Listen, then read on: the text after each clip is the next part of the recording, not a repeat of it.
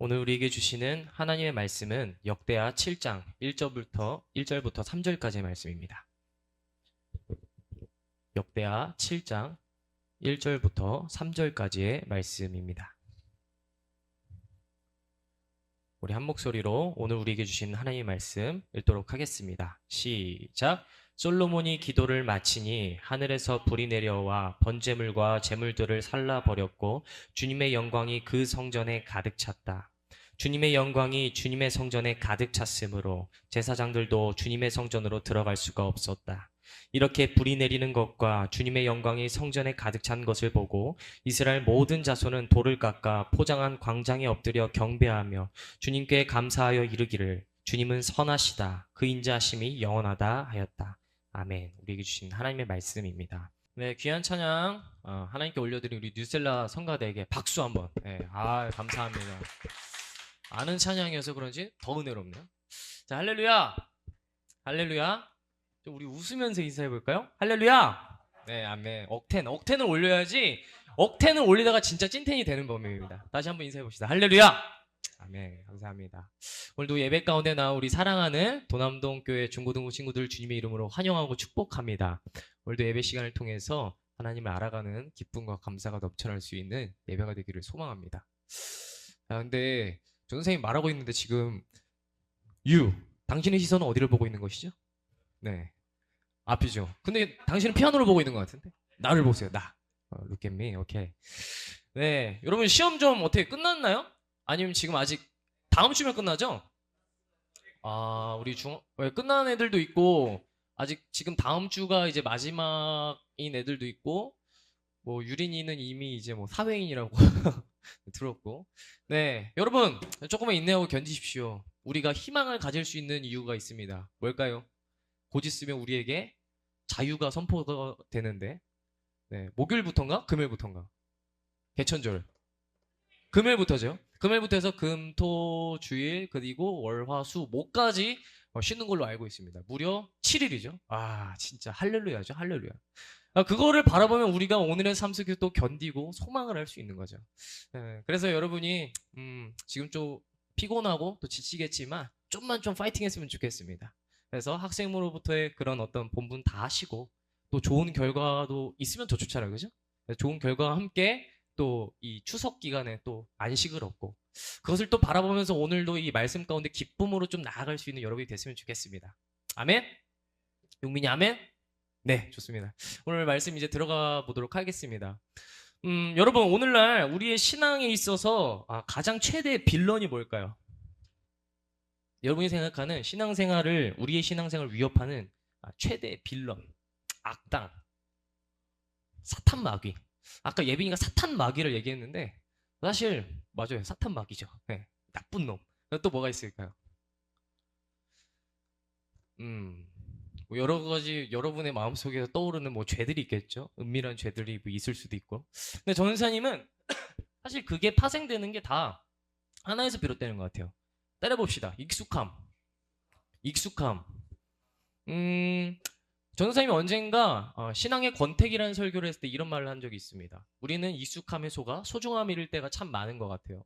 근데 이건 일상생활에서도 마찬가지지만 하나님과의 관계에서도 그렇다고 했습니다. 우리가 삶을 살아가다 보면은 그 삶 속에서 그 하나님과 가까워지는 그 매개체인 말씀과 기도를 우리가 선택하고 그것을 가까이 하지 않다 보면 하나님과 자연스럽게 멀어지는 게 우리의 삶이라는 거죠.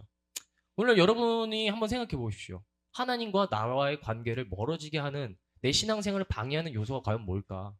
오늘날 예수님 믿는다고 핍박당하는 사람 없습니다. 초대교회 때는 예수님 믿는다고 그리고 조선시대 때도 예수님 믿었다가 막 처형당한 사람이 있었어요.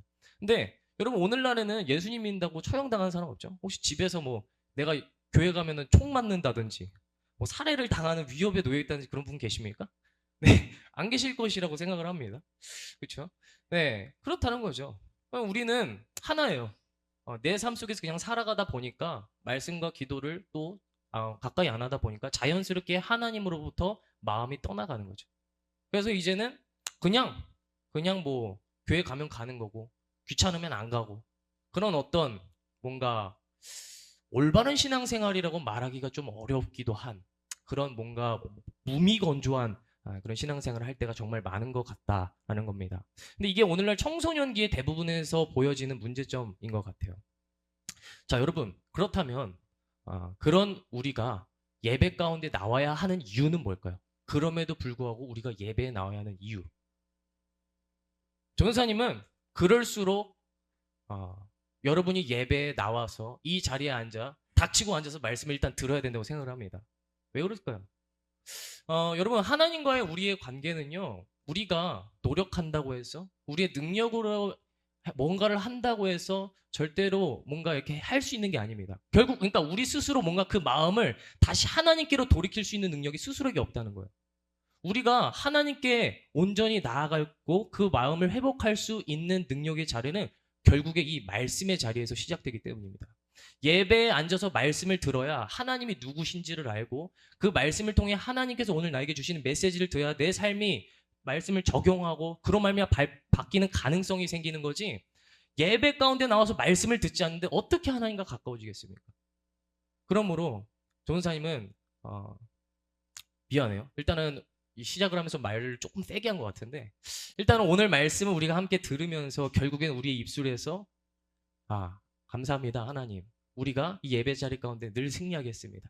그러므로 우리의 입술 가운데서 하나님은 선하시고 인자하시고 그 인자하심이 영원하신 분이십니다라는 그 고백이 자연스럽게 나오게 되길 소망합니다. 네, 오늘 말씀으로 한번 들어가 보도록 하겠습니다. 여러분, 오늘은 우리가 저번 주에 이어서 역대하 말씀을 함께 묵상해 나가려고 합니다. 오늘은 특별히 7장의 말씀인데요.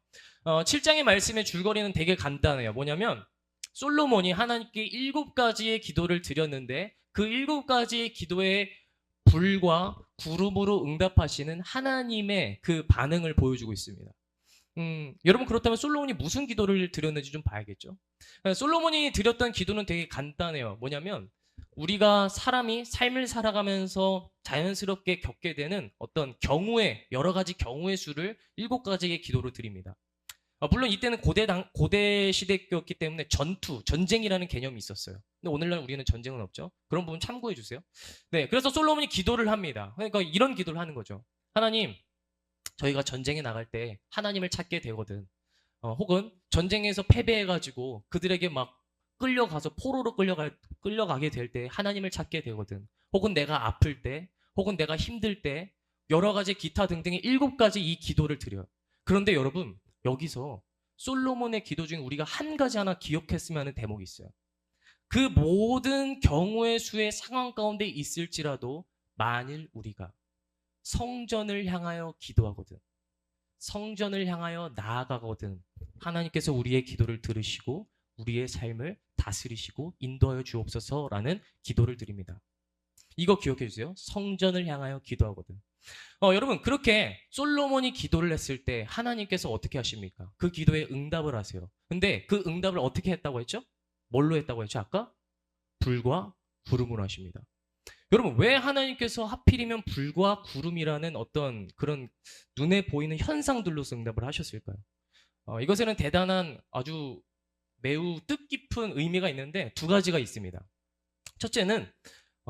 첫째 의미는 그 하나님의 성실하심, 신실하심을 보여주는 겁니다. 여러분, 이스라엘 백성들이 그 출애굽기를 보면요, 이스라엘 백성들이 애굽에서 나와서 40년 동안 방황하고 살았던 그 공간이 있습니다. 어디게요?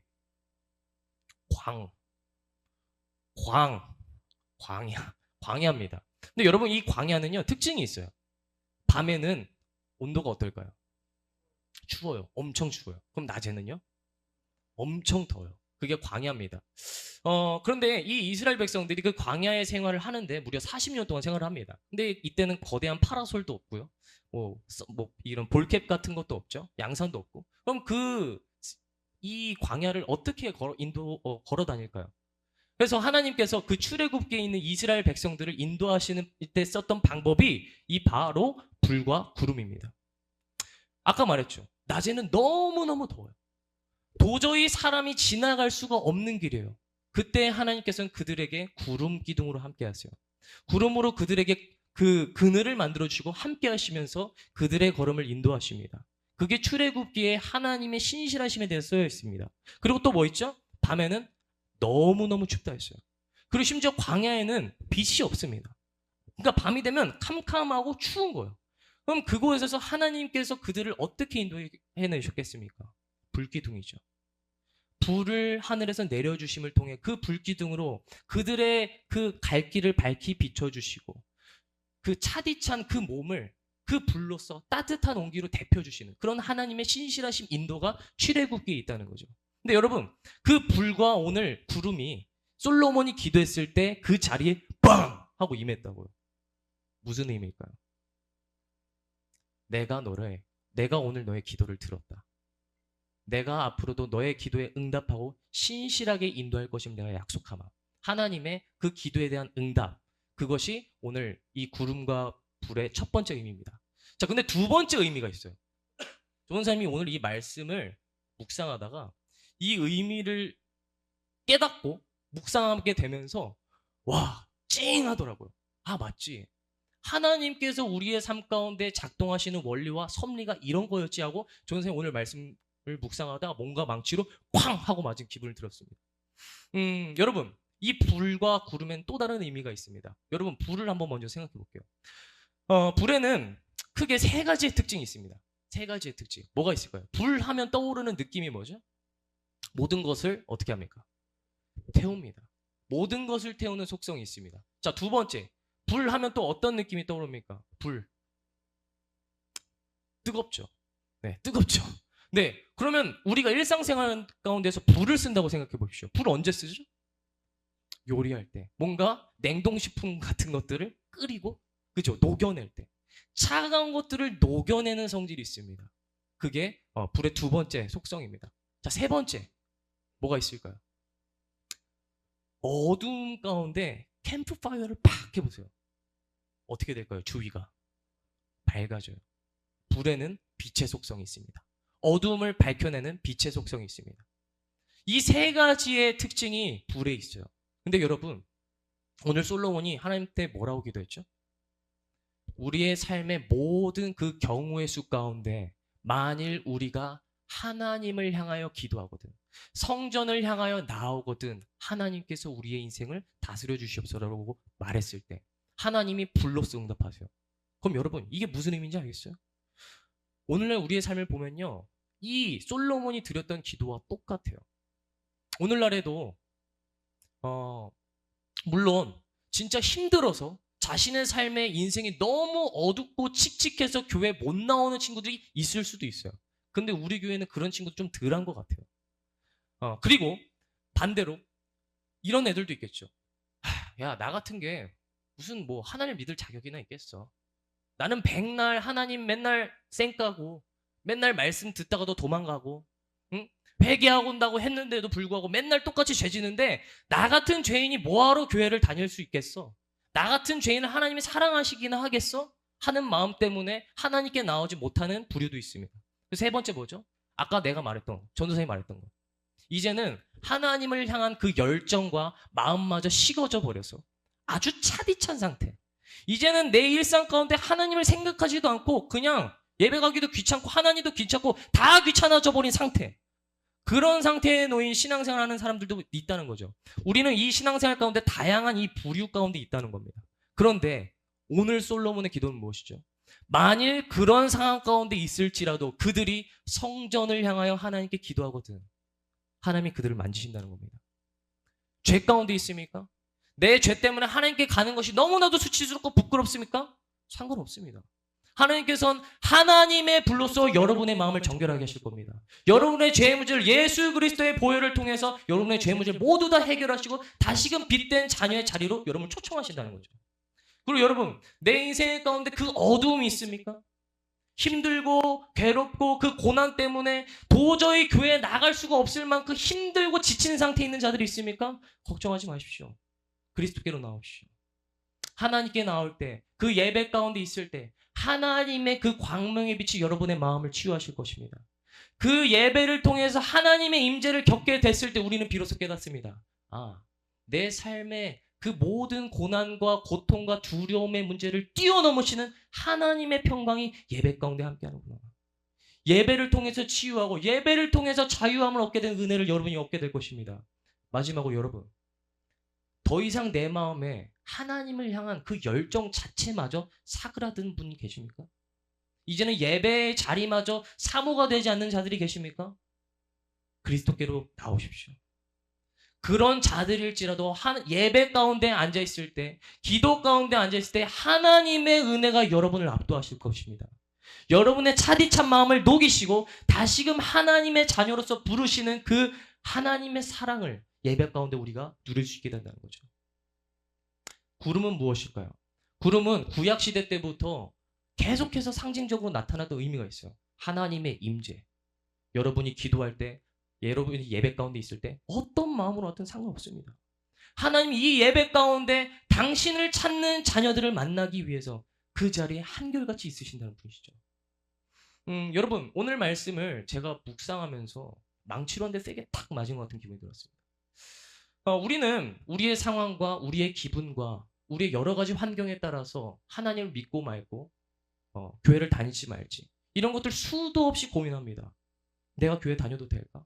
그러나 여러분, 너무나도 놀라운 것은 이 결국에는 예배 가운데 나오게 됐을 때 모든 것들을 회복하시는 그 하나님의 은혜를 저는 보았습니다.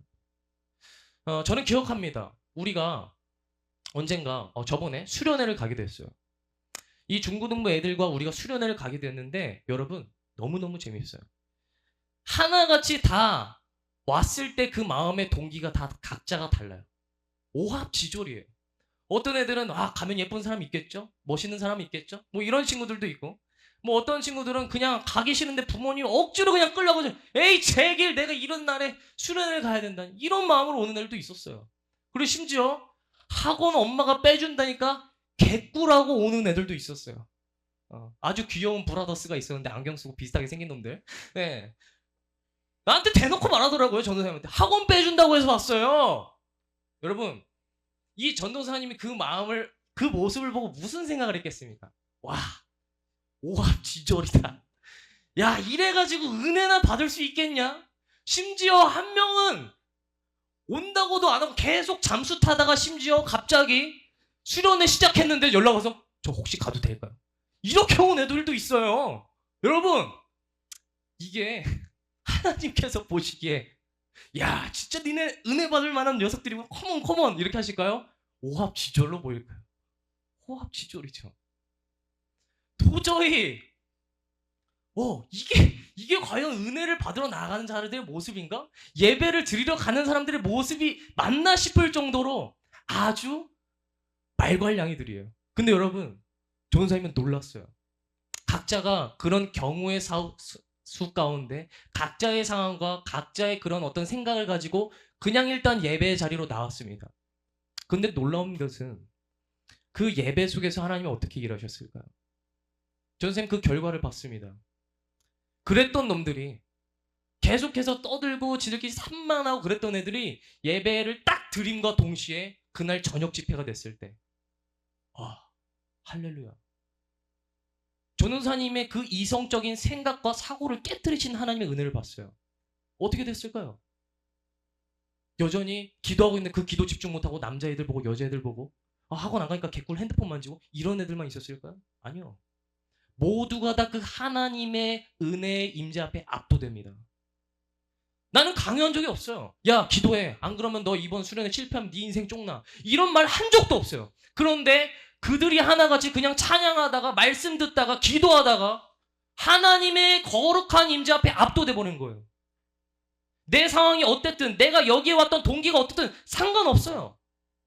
내 마음과 상황과 문제와 상관없이 예배 가운데 앉아있을 때 하나님은 변함없는 은혜로 여러분의 삶을 압도하신다는 겁니다. 그게 여러분 예배의 은혜예요.